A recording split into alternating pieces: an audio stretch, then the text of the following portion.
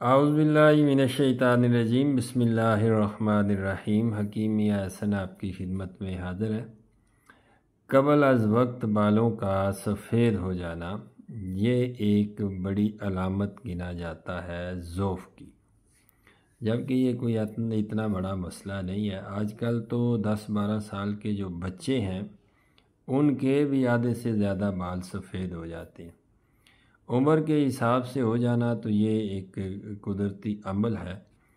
कबल अज़ वक्त बालों का सफ़ेद हो जाना, या वो लोग जो कि ख़दाब करते हैं, यानी कि वो काली मेहंदी लगाते हैं बालों के ऊपर, बालों की सफ़ेदी को छुपाने के लिए, तो उनके लिए एक चीज़ है जो शौक़ रखते हैं कि बाल जो हैं वो काले मर्दाना होने चाहिए, या जो ख़वातीन हमेशा अपने आप को जवान रखना चाहती हैं बालों के बिलबूते पे, वो समझती हैं कि बाल अगर सफ़ेद हो गए तो बूढ़े लगेंगे। तो ऐसी पहली बात तो यह है कि ऐसी कोई चीज़ नहीं है। हिकमत में अज़ाए रईसा का तंदुरुस्त होना एक तंदुरुस्ती की अलामत है। बालों का सफ़ेद हो जाना, कबल अज़ वक्त भी बालों का सफ़ेद हो जाना, ये कोई मर्ज़ नहीं है, ना ही किसी किस्म की कमज़ोरी की अलामत है। अलबत्ता बलगमी रतूबात के बढ़ जाने की वजह से, दायमी नज़ला ज़ुकाम की वजह से, हरारत अज़ीज़ी के कम हो जाने की वजह से, दिमागी कामों का कसरत से करने की वजह से, दिमागी टेंशन की वजह से, एंग्ज़ाइटी की वजह से, खौफ व हरास की वजह से बाल कबल अज़ वक्त सफ़ेद हो जाते हैं। तो ये कोई बड़ी बात नहीं है। तो जो लोग इस चीज़ का मतलब अपने आप को समझते हैं कि बाल सफ़ेद हो गए हैं, जो बंदा मिलता है कहता है बाल सफ़ेद हो गया, बूढ़े हो गया, तो इसमें बुढ़ापे वाला कोई अमल दखल नहीं है। बंदे के अज़ाए रईसा जो है वो ठीक होने चाहिए, वो अपना काम ठीक तरीके से करते हों। बालों की सफ़ेदी या स्याही में कोई जवानी नहीं है, ये मैं आपको बता दूं। अगर फिर भी लोग करना चाहते हैं तो उसके लिए ये एक मौसम है। वो मेहनत करें, वो इस चीज़ को काश्त करें, वो लगाएं और उसको इस्तेमाल करें। मैं आपको लिख के देता हूँ अल्लाह के फजल व करम से, सफ़ेद बाल जो कबल अज़ वक्त सफ़ेद हो गए थे स्याह हो जाएंगे, सिर्फ़ नुस्खा खाने से। कोई चीज़ लगाने की ज़रूरत पेश नहीं आएगी।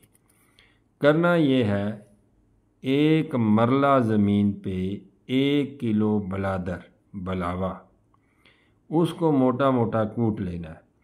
मोटा मोटा कूटने में भी एहतियात करनी है। उसके अंदर जो कवाम होता है, जो लेसदार मादा होता है, वो जहरीला होता है। जिस्म के किसी हिस्से पे वो लगेगा तो ज़ख़म पैदा करेगा, खराशिश पैदा करेगा।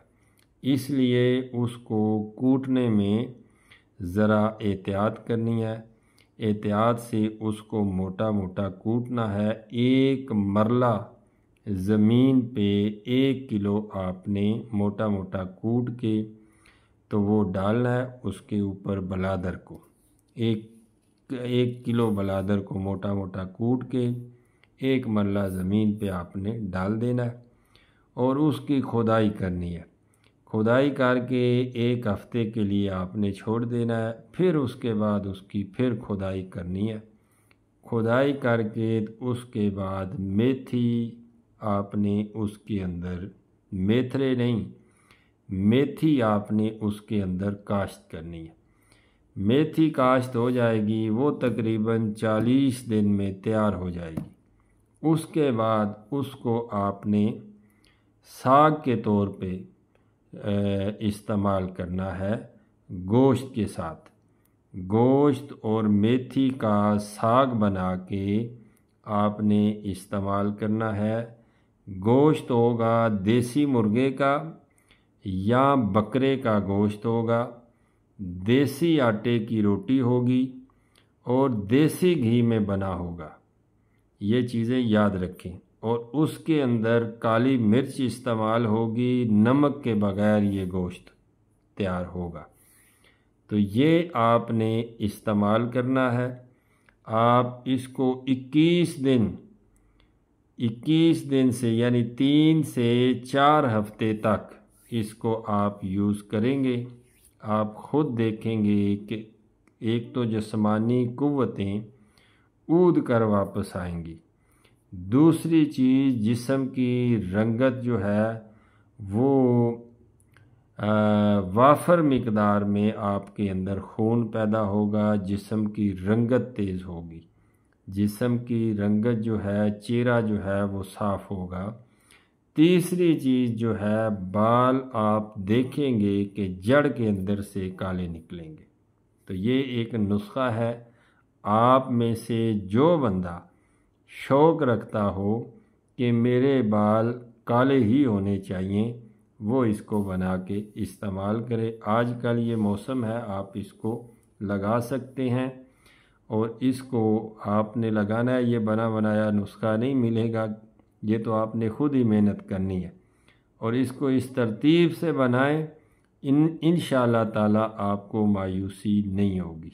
100% कामयाब तरीन और मुजर्रब तरीन ये नुस्खा है। आप बनाएं, दुआ में याद रखें। फ़ी अमानिल्लाह।